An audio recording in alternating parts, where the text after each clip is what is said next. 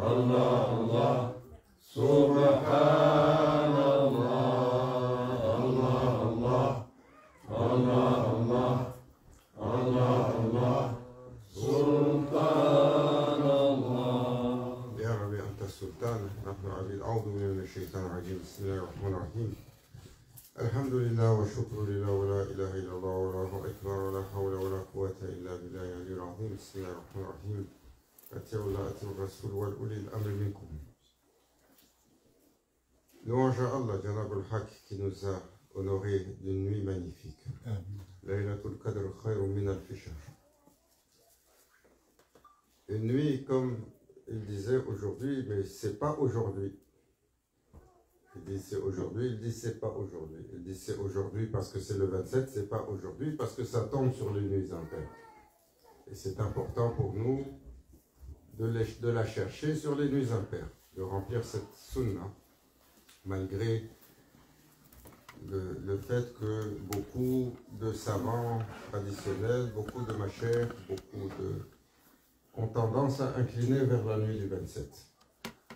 Et comme nous sommes aussi des gens de nature faible, 21, 23, 25, 27, 29, ça fait 5 nuits. 5 nuits, il a matla el fajr. Après ça, c'est janaza pour nous tous. C'est ça le problème. On vit dans un temps, si on ne peut pas se retirer du travail, si on ne peut pas faire un espace de i'tikaf, faire 5 veillées de suite, c'est pas possible, malheureusement. Alors, Inch'Allah, on met l'accent sur une nuit plus que les autres nuits en demandant à Allah Azza wa Jal d'accepter nos efforts. D'accepter nos efforts et de nous récompenser par sa générosité. Parce que nos efforts, si on rajoute tous les efforts de toutes les créatures, peut-être c'est pas assez pour le standard d'Allah. Il est Allah. Mais si on prend de Allah une goutte de sa générosité, peut-être c'est assez pour inonder pour l'éternité toutes les créatures. Allahu Akbar. Et c'est rien pour lui. Nous n'avons pas pris la bonne mesure de notre Seigneur, de sa grandeur. Et nous n'avons pas pris le bon rapport avec Allah. En fait, Sallallahu alayhi wa sallam a dit, lorsqu'il donnait les conseils à ses compagnons, il a dit, ma nation, elle va aussi s'égarer. Elle va se corrompre. Elle va suivre les nations précédentes. Et elle va s'égarer comme les nations précédentes. S'ils sont rentrés dans un trou, ou même le trou où le lézard il est passé, il va rentrer dans le même trou où le lézard est passé. Et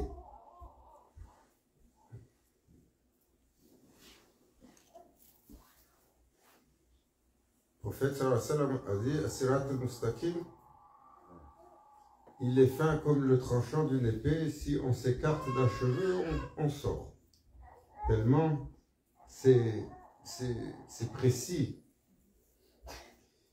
Et les égarements de part et d'autre qui ont été montrés à travers les générations, c'est les gens qui vont s'égarer dans la forme ou les gens qui vont s'égarer dans le fond.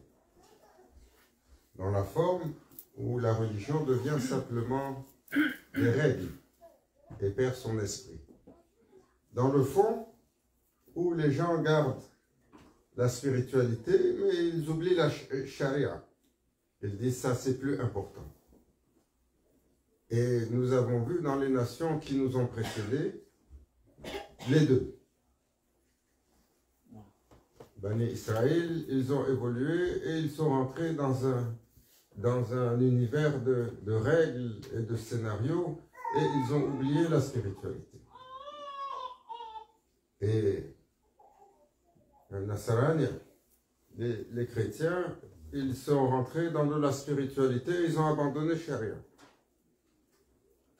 Sans offense, mais c'est une réalité.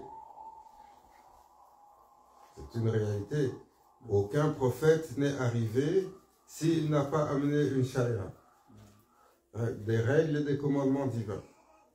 Pourquoi? Pour une créature terrible. L'humain, il est bipolaire. Qui peut dire que l'humain n'est pas bipolaire? Vous connaissez aujourd'hui ce désordre psychologique. Tout le monde, il accuse son voisin d'être bipolaire maintenant. L'humain, il est bipolaire. Dans le temps, il disait Dr. Jekyll et Mr. Hyde. Un côté très sweet, quand il est de bonne humeur, jusqu'à ce que tu lui marches sur la queue. Là, il devient comme une bête féroce. C'est valide pour nous tous, celui qui parle comme ça aussi. On a cette bipolarité. Le prophète sallallahu alayhi wa sallam, il rappelle que nous oscillons entre l'état de croyance et l'état de mécréance, selon notre comportement. Alors, cet humain, il a besoin d'une discipline, il a besoin d'un corpus, il a besoin d'un corps de règles. Souvent, les gens, on reçoit des classes ici, et les questions, des étudiants qui viennent et qui posent des questions, et parmi les questions, ils disent, c'est quoi cette charia? Charia, c'est quoi? Pourquoi il y a des règles comme ça? J'ai dit, vous avez vu l'humain fonctionner sans règles? Lui-même tout seul, il n'arrive pas. Tu le mets avec un autre, s'il n'y a pas de règles de fonctionnement, c'est le chaos. J'ai dit, vous avez combien de règles? Combien de règles on vous impose dans une ville comme Montréal aujourd'hui où nous vivons, les règles qu'on doit suivre pour faire fonctionner la cité, il y en a des dizaines de milliers. Même pour traverser la rue, il y a un endroit. Si tu ne traverses pas, il t'attend au coin. Il y a quelqu'un, il a pris un ticket l'autre jour ici. Parce qu'il n'a pas traversé au feu. Juste pour marcher, traverser la rue. Il y a une règle qu'on a ajoutée. Et les règles continuent. J'ai dit, vous avez le code civil, le code pénal, le code criminel, les codes déontologiques, les codes de conduite, code de la route. Vous rentrez à l'école, vous rentrez dans n'importe quelle institution, il y a des codes. Il y a des règles, il y a des lois, il y a des principes. Le charia, c'est à propos de ça. Je rappelais que l'humain a besoin de règles. Et alors, cet humain, le prophète sallallahu alayhi wa sallam, il disait, il rentre dans un trou, la nation avant nous, vous allez rentrer dans le même trou. Et qu'est-ce qu'ils ont fait, les chrétiens? Là, il a dit, ce que vous avez dit est une aberration. Lam yalid wa lam yulad. Vous avez octroyé un enfant à Allah. Il a créé l'univers. Vous voyez, il a créé peut-être 1 milliard d'univers comme ça. Peut-être chaque instant 1 milliard d'univers comme ça créé. Vous l'avez fait venir comme un humain. Pourquoi? C'est le scénario de l'humain. L'humain, au lieu de s'élever dans sa réalité et d'aspirer à son Seigneur, comme commande le Saint-Coran, et de s'élever vers son Seigneur. Qu'est-ce qu'il fait? Petit, limité, défectueux, il veut ramener son Seigneur à lui. Ce que nous faisons. Au lieu de s'élever à son Seigneur, il veut ramener le Seigneur à lui. C'est ce qu'ont fait les chrétiens. Au lieu de s'élever à la grandeur d'Allah, ils ont ramené Allah à leur imaginaire, dans la petitesse de l'humain. Et ce n'est pas une critique, c'est important, Ce n'est pas une critique contre les chrétiens. Ce n'est pas une critique contre le christianisme. C'est une critique pour nous. Parce que nous faisons la même chose. De mille et une façons, nous faisons la même chose. Allah Azza wa Jal, c'est dans sa grandeur que nous devons avoir l'espoir. Il est Allah. Sa suprématie ne peut être décrite par aucun terme, par aucun mot, par aucun attribut, par aucun concept. Sa grandeur est au-delà de tous les concepts. Les Asma al-Husna qui nous ont été donnés, c'est parce que nous sommes également forgés avec un matériau qui porte ses attributs. Alors ça nous donne un hint. Ça nous donne un indice, ça nous donne une idée, ça nous donne un aperçu. Maulana Cheikh Nazim, un jour, il parlait d'Allah et de ses attributs, et il pleurait en disant « Ya Rabbi, tawba astaghfirullah » que nous pensons que nous pouvons même mentionner des attributs. On est gêné de mentionner des attributs, car ces attributs ne reflètent pas ta grandeur. Et nous ne pouvons pas mentionner ta grandeur. Comme il a dit, c'est Ibn Cheikh de la Silsila, Cheikh Aboul Hassan Harakani, l'étudiant de Cheikh Abou Yazid Bistami. Il a dit, subhanallah, lorsque le serviteur sur la quête arrive dans un océan, c'est un océan où il va réaliser sa limite. Il va réaliser ce qu'il est. Il va réaliser son incapacité. C'est pour ça que le prophète sallallahu alayhi wa sallam, il a dit, bienheureux celui qui connaît sa limite et il s'arrête avant. Et c'est pour ça que dans cette limite-là, Cheikh Aboul Hassan Harakani, il disait, celui qui rentre dans l'océan du taslim et qu'il a réussi à se connaître, alors il découvre qu'il y a Allah. Et il découvre qu'il y a un serviteur et que le serviteur qui est censé être abd à son Seigneur, il est incapable de servir son Seigneur. Il est incapable de louanger son Seigneur comme il se doit. Il a dit, le jour où j'ai découvert cela, mon âme est devenue folle. J'ai perdu la raison. J'ai voulu louanger mon Seigneur et de tout ce que mon être pouvait donner, je ne pouvais pas le louanger comme il se doit. Alors, je suis rentré dans un effroi intérieur et j'ai goûté la mort 12 000 fois chaque instant. C'était comme goûter la mort constamment, 12 000 fois. C'était si difficile pour mon être de savoir que je ne suis pas éligible.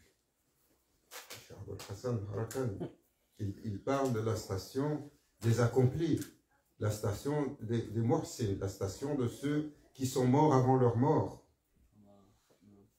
Il a dit, c'était si difficile pour moi que j'ai erré et par les pouvoirs que Allah lui a donnés, il a dit, j'ai vu le Jahannam et je suis rentré dedans. Pour apaiser ma peine. Et je suis descendu dedans. Et sa chaleur et son intensité ne suffisaient pas à apaiser ma peine. Jusqu'à ce que le bien-aimé, Habib al-Mustafa vienne et me dise, ô serviteur, qui t'autorise à rentrer dans ce royaume et déranger ses habitants. Sors de là. Il m'a ramené à la raison. C'est Ali Karamallah Washha. Il a dit, Allah ennoblisse son secret. Shah Mardan, nous demandons d'être sous son regard bienveillant, sous sa puissance. Amen. Et d'être de ceux, celles qui l'aimeront dans ce monde. Amen. Il disait, je n'ai jamais vu aussi douloureux que le Coran. Et les gens à qui il parlait, parmi les compagnons, ils étaient perplexes. Ils ont dit, Ya Ali, comment peux-tu dire une chose comme ça? Il a dit, ça? Il dit, c'est vrai, il n'y a rien de plus douloureux que le Coran. Pourquoi? Il a dit, parce que quand le Coran va te révéler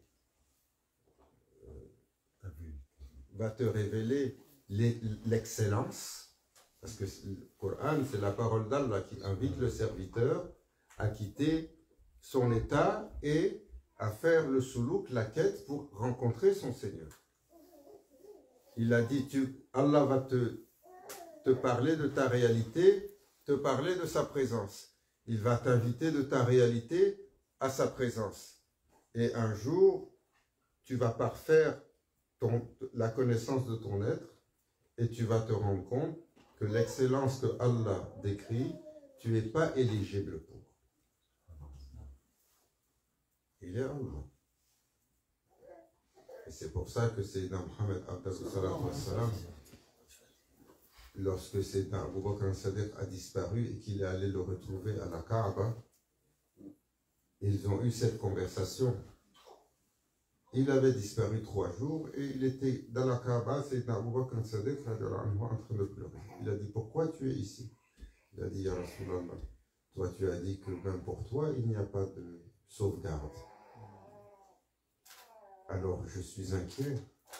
Qui, si le bien-aimé d'Allah n'a pas de garantie, alors il n'y a pas de chance pour aucune créature. Et le prophète sallallahu alayhi wa sallam, il a dit, il en est ainsi, ya Abu Bakr. Tout incombe à la générosité d'Allah. Tout incombe à la miséricorde d'Allah. Il n'y a pas de statut pour aucune créature. Et le prophète sallallahu alayhi wa sallam s'est mis à pleurer avec lui. Nous demandons, Ya Rabbi, par l'amour que tu portes pour ton messager, aime-nous. Aime-nous de cet amour qui fait migrer les créatures de leur état primaire à un état de ceux qui sont aimés par leur Seigneur. Amen. Que nous puissions espérer être un jour Rabbani. Amen.